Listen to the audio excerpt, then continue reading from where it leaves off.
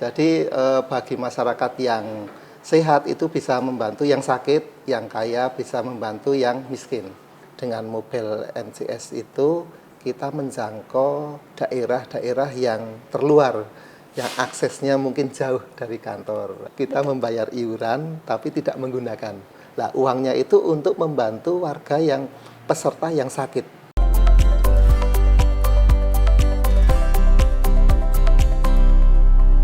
Halo Tribuners, senang sekali bersama saya Elin. Kali ini kita ada di program Bincang Eksklusif Tribun Jateng bersama BPJS Kesehatan Kantor Cabang Purwokerto. Telah bersama kita ini ada narasumber kita yang luar biasa, ada Bapak Muhammad Nur Husnaini atau yang biasa disapa Pak Nur.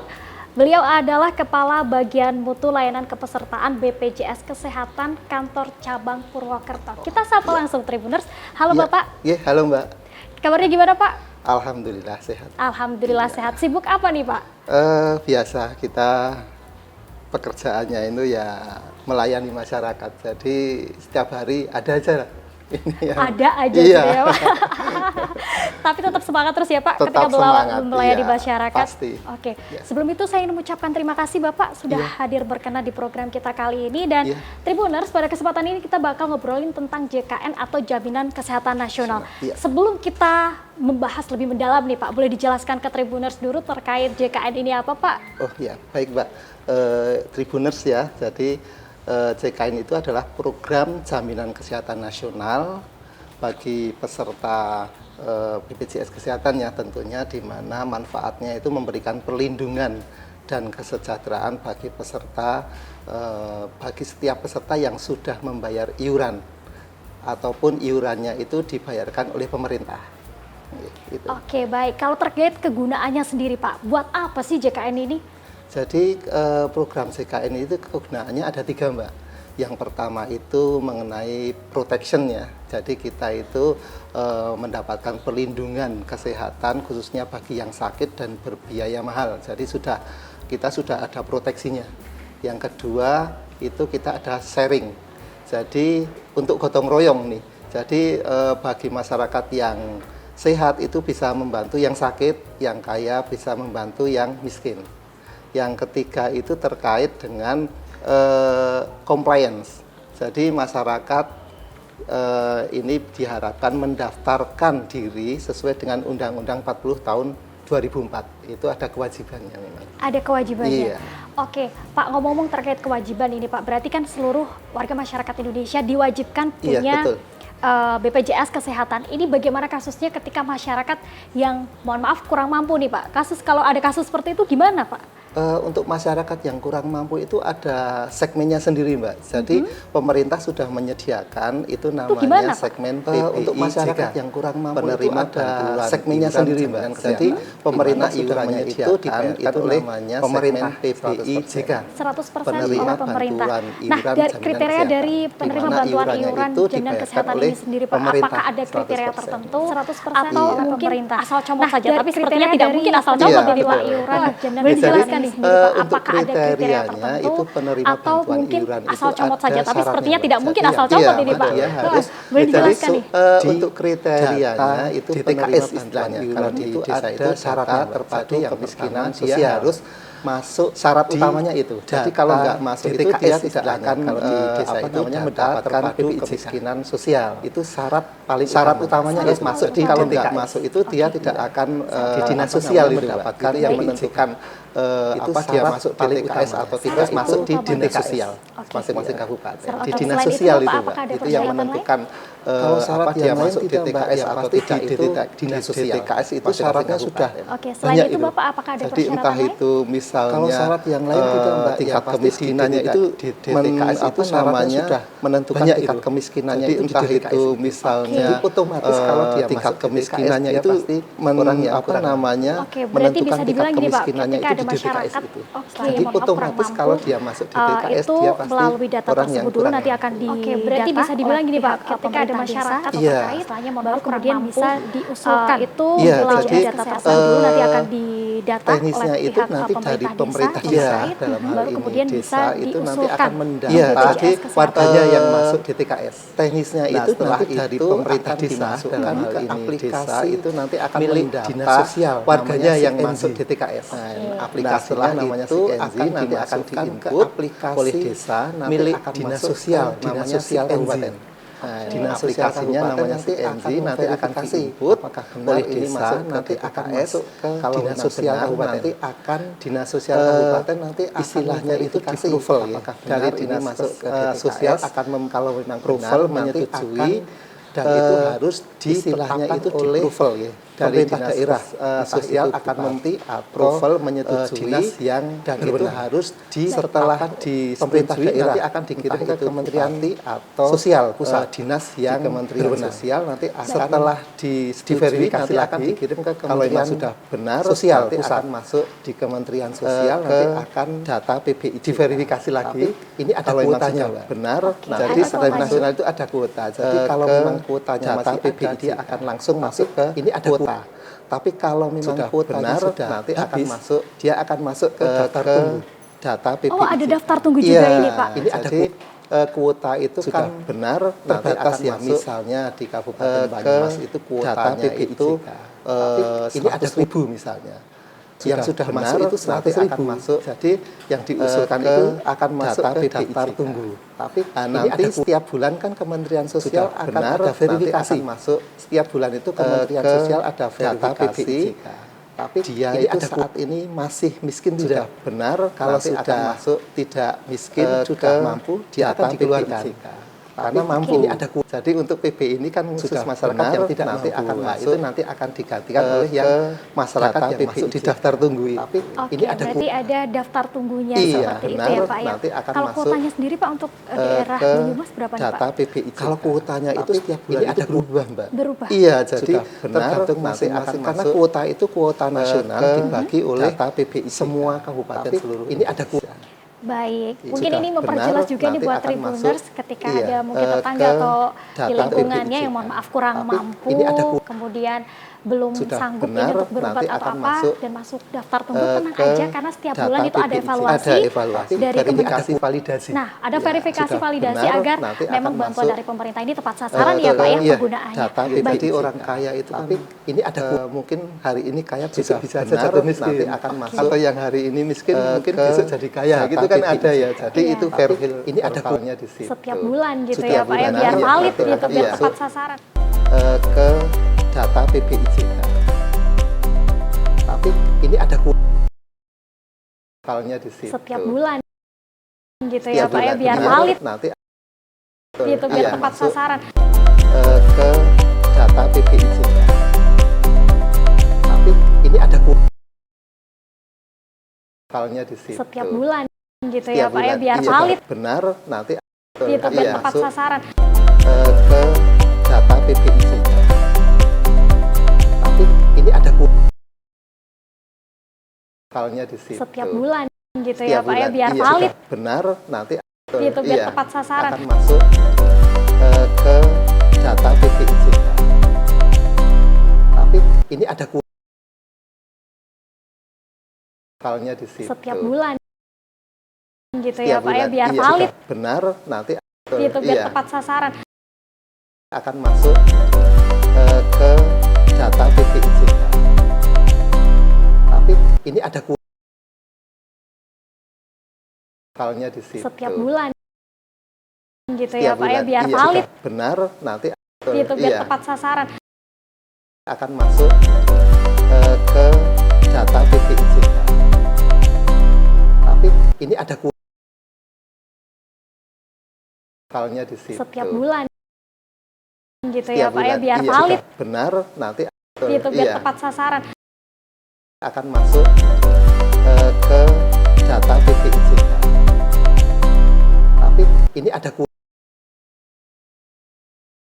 portalnya di situ. Setiap bulan gitu Setiap ya Pak ya bulan, biar iya, valid benar nanti gitu biar iya, tepat sasaran. akan masuk ke data PBIJ. Tapi ini ada portalnya di situ. Setiap bulan gitu ya Pak ya, biar iya, valid benar nanti gitu, biar iya, tepat sasaran. akan masuk ke data BPIJK. Tapi ini ada kuartalnya di situ. Setiap bulan gitu Setiap ya Pak ya, bulan, biar iya. valid gitu, biar Iya. tepat sasaran. Kalau ini Pak terkait Iya. dengan apa namanya perbedaan dari PBIJK sama yang non PBIJK ini apa aja Pak? Perbedaan dari PBI Jadi gini Mbak, perbedaannya itu kalau PBIJK itu adalah iurannya JK dibayarkan sama yang oleh non-PBI. pemerintah.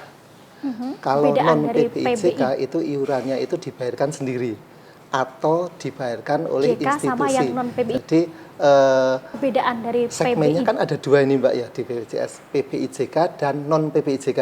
JK sama Non PBIJK itu juga ada dua. Jadi di sini ada pekerja penerima upah atau yang disingkat PPU Oke. dan pekerja bukan penerima upah atau yang disingkat pekerja yang mandiri itu. Nah, kalau yang mandiri itu jelas dia iurannya membayar sendiri. Entah itu mau yang kelas 3 atau yang kelas 2 atau yang kelas 1. Kalau pekerja penerima upah itu iurannya dibayarkan oleh pemberi kerja dan pekerjanya. Ini nominalnya itu 5% dari upah. Oke. Pekerja penerima upah itu macam-macam sih Mbak. PNS, ada TNI, ada Polri, ada DPR, itu termasuk pekerja penerima upah. Oke. Jadi iurannya memang prosentase upah. Ada persentase upah Iya. gitu untuk iurannya Betul. gitu. Tapi untuk syarat pendaftarannya sendiri Pak, apakah itu berbelit-belit susah gitu? Apalagi ada beberapa, mungkin sebagian masyarakat Iya. masih belum mendaftar nih Pak. Syaratnya apa aja nih Pak? Kalau syarat pendaftaran sebagai peserta mandiri itu cukup simple Mbak, jadi cukup pakai NIK saja. Pakai NIK? NIK saja nanti sambil membawa buku rekening tabungan. Cukup itu aja, Itu saja. tanpa Oke. fotokopi. Tanpa fotokopi di cukup Tribuners yang langsung asli ya. saja. Ya, Iya. asli saja. Itu cuma ditunjukkan saja sih. Oke, berarti Iya. harus datang ke kantor BPJS terdekat, kemudian melakukan pendaftaran seperti itu ya Pak? Atau seperti Kita ada dua macam Mbak. Oke. Kita ada tatap muka dan non tatap muka. Jadi datang langsung atau tanpa harus ketemu dengan petugas itu ada. Jadi yang tatap muka ya itu datang ke kantor. Kemudian yang kedua kita ada pelayanan BPJS keliling Mbak. Jadi kita ada mobile customer service NCS. Jadi kita dengan mobile NCS itu kita menjangkau daerah-daerah yang terluar, yang aksesnya mungkin jauh dari kantor. Nah, itu kemudian kita juga ada ini Mbak, mall pelayanan publik. Nah, kita juga membuka layanan tatap muka di situ. Kemudian yang keempat itu kita ada namanya ini Mbak, apa namanya, BPJS 1. BPJS 1 itu adalah pegawai BPJS yang ditempatkan di rumah sakit. Jadi kita bisa membantu peserta yang misalnya sedang di rumah sakit, ada kendala, di situ ada BPJS 1. Oke. Gitu. Kalau yang non tatap muka itu banyak sekali Mbak sebenarnya. Kita ada mobile CKN ya, MCKN mungkin semua ini yang kita galakkan agar peserta itu segera mendownload MCKN, mobile CKN. Ini di sini ada 18 fitur Mbak, itu banyak sekali manfaatnya. Di situ peserta itu kalau sudah mendownload itu nggak perlu ke kantor. Di situ mau melihat aktif enggak, mau melihat tagihannya berapa, mau melihat misalnya dia mau periksa ke fasilitas kesehatan cukup pakai MCKN itu, nanti mendaftar di situ online, jadi banyak sekali. Jadi untuk non tatap muka kita banyak juga Mbak. Kita ada yang baru juga namanya BPJS online. BPJS online itu seperti BPJS keliling tapi kita menggunakan via Zoom. Peserta cukup di rumah atau nanti di desa atau di kecamatan kita menyediakan link Zoom Nah, kita sambil Zoom aja. Oh gitu. Nggak perlu datang ke kantor. Tidak perlu datang. Berarti itu semakin memudahkan masyarakat yang belum daftar BPJS Kesehatan ini. Anda bisa, kalau misalnya ada waktu luang, bisa tatap muka langsung ke kantor terdekat. Betul, iya. Di rumah sakit juga ada. Kemudian ada yang keliling juga Keliling ya Pak ya. ada, Ini sangat iya. memudahkan tentunya untuk warga masyarakat Betul. Indonesia agar bisa ikut dalam BPJS Kesehatan Betul, gitu ya. iya. Ikut serta. Baik, kalau terkait pembayaran iuran sendiri Pak, ada berapa tingkatan ini? Kalau Dan nominalnya pembayaran berapa? iuran itu kita itu sebenarnya sudah ini Mbak, sistem pembayarannya itu sudah bekerja sama dengan hampir 955.000 lebih kanal pembayaran. Oke, luar Jadi biasa baik sekali. ada bank, ada non bank itu misalnya baik bank swasta, bank pemerintah, bank BUMN, BNI, BRI, Mandiri itu kita sudah kerjasama. Kita yang non bank ada yang melalui GoPay, OVO itu sudah bisa Mbak. Kalau enggak di Indomaret, Alfamart itu kita sudah bisa untuk pembayaran di situ. Iya, jadi kita sudah banyak sekali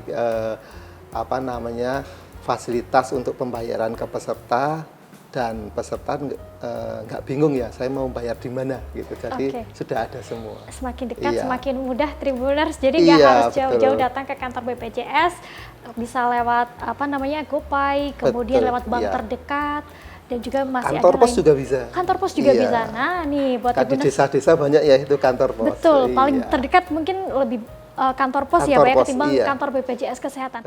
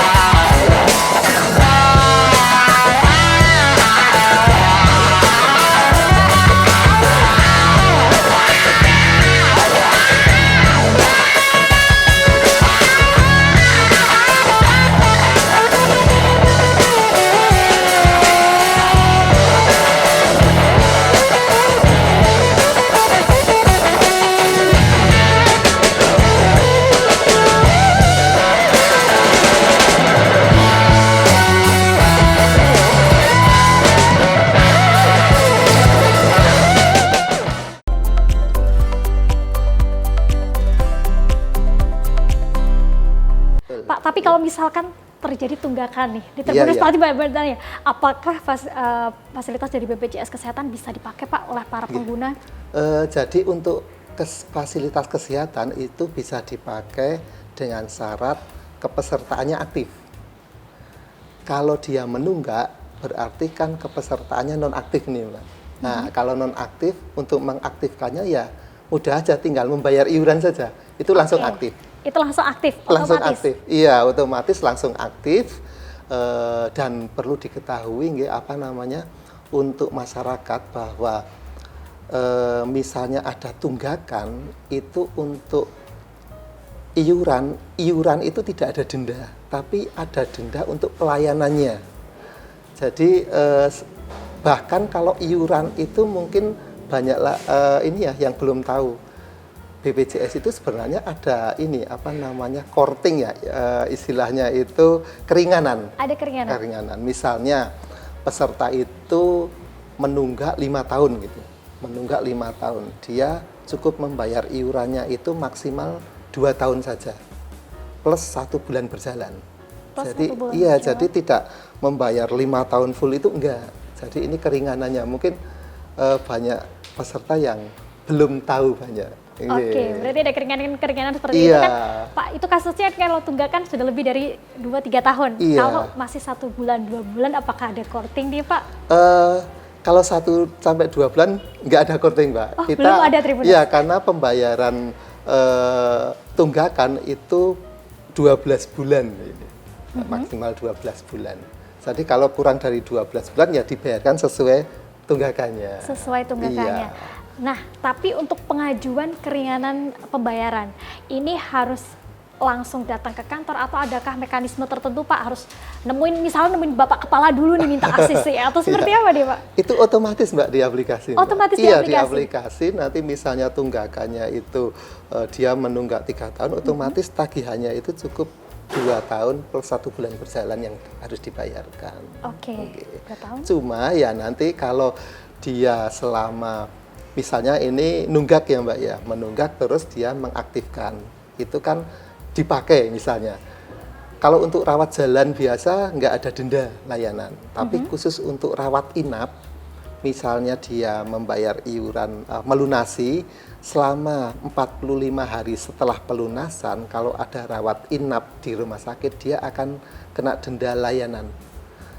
Denda layanannya itu sebesar 5% kali jumlah bulan tunggakan.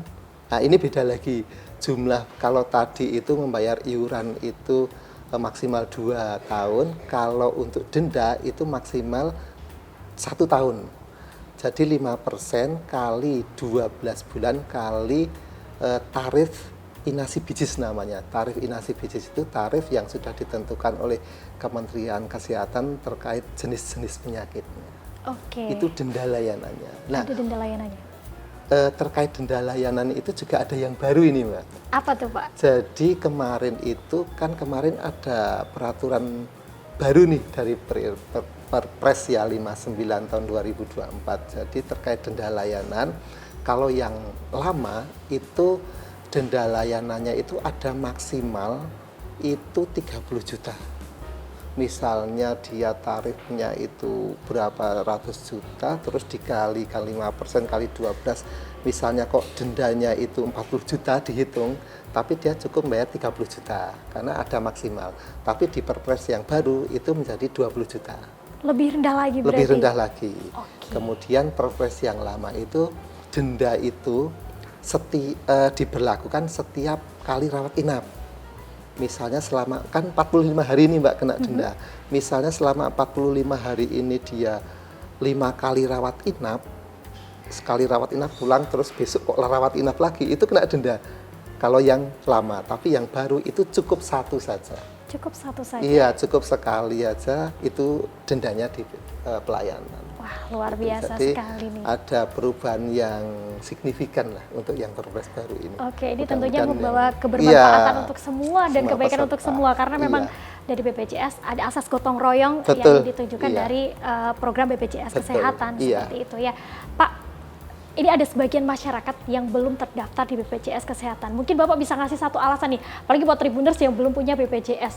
Kasih tahu Pak, kenapa harus punya BPJS Kesehatan, harus terdaftar di JKN? Iya, ini nggih untuk Tribuners ya. Jadi kenapa sih harus kita itu mendaftar sebagai peserta JKN? Jadi di sini itu ada asas gotong royong yang pertama. Jadi bagi masyarakat ini ada misalnya menjadi peserta JKN itu uangnya itu tidak sia-sia. Jadi misalnya peserta itu sakit, itu yang kita inginkan kan. Kita lebih baik sehat ya, kita membayar iuran tapi tidak menggunakan. Nah, uangnya itu untuk membantu warga yang peserta yang sakit. Karena untuk subsidi silang ini Mbak, jadi biaya pelayanan kesehatan itu kan semakin hari itu, semakin tahun itu kan bertambah ya, nggak ada yang berkurang. Jadi kalau peserta itu perorangan itu saya yakin agak berat. Jadi di sini sifat gotong royongnya di situ. Jadi peserta yang sehat itu bisa membantu yang sakit. Yang kedua itu ya ini untuk comply ya dengan Undang-Undang 40 tahun 2004 di mana warga itu wajib menjadi peserta jaminan kesehatan. Yang kedua ya untuk ini kayak sedia payung sebelum hujan lah. Kita itu bisa menjaga kesehatan kita, kalau sakit kita sudah ada yang menjamin. Ya, jadi biaya mahal, apalagi biaya mahal kita sudah terjamin di situ. Baik, gitu. Setuju banget Tribuners. Iya. Jadi sedia payung sebelum hujan, biar ketika sakit udah ada Jaminannya. Iya. gitu. Meskipun kita berharapnya sehat terus ya Pak. Betul, ya. iya. Baik, dan buat Tribuners yang belum terdaftar di JKN atau Jaminan Kesehatan Nasional, bisa mungkin ke kantor BPJS terdekat, atau mungkin bagi yang kurang mampu, mungkin bisa diusulkan di kantor pemerintahan desa setempat biar didata lagi, diverifikasi lagi seperti itu. Pak, terakhir untuk menutup perjumpaan kita pada kali ini, boleh ada pesan yang ingin disampaikan ke Tribuners? Mungkin closing statement ya Mbak ya. Jadi pesan kami itu bagi peserta yang sudah terdaftar ya, yang pertama. Bagi peserta yang sudah terdaftar, mohon menjaga keaktifan kartunya. Jadi bayarlah iuran setiap bulannya sebelum tanggal 10 untuk menjaga keaktifan, sehingga nanti kalau kita kena musibah sakit kita sudah ada yang menjamin. Kemudian yang kedua, bagi masyarakat yang belum menjadi peserta, mohon segera untuk mendaftarkan dirinya dan anggota keluarganya menjadi peserta JKN, karena di sini kita bisa saling membantu, bergotong royong bagi warga, masyarakat, saudara kita yang sedang sakit. Oke, luar biasa sekali. Jadi gitu Tribuners, gak ada salahnya untuk sedia payung sebelum hujan. Tapi tentunya lebih baik lagi ketika kita bisa menjaga kesehatan kita biar gak sakit ya Pak ya. Terima kasih Pak Nur sudah hadir. Sama-sama. Pada kesempatan ini, sehat selalu, sukses selalu Bapak. Sehat selalu untuk semuanya ini. Amin, terima kasih Bapak. Terima kasih Mbak. Baik Tribuners, itu tadi bincang eksklusif Tribun Jateng bersama BPJS Kesehatan Kantor Cabang Purwokerto. Terima kasih untuk Anda yang sudah menyaksikan program kali ini. Saya Elin pamit undur diri dan sampai jumpa.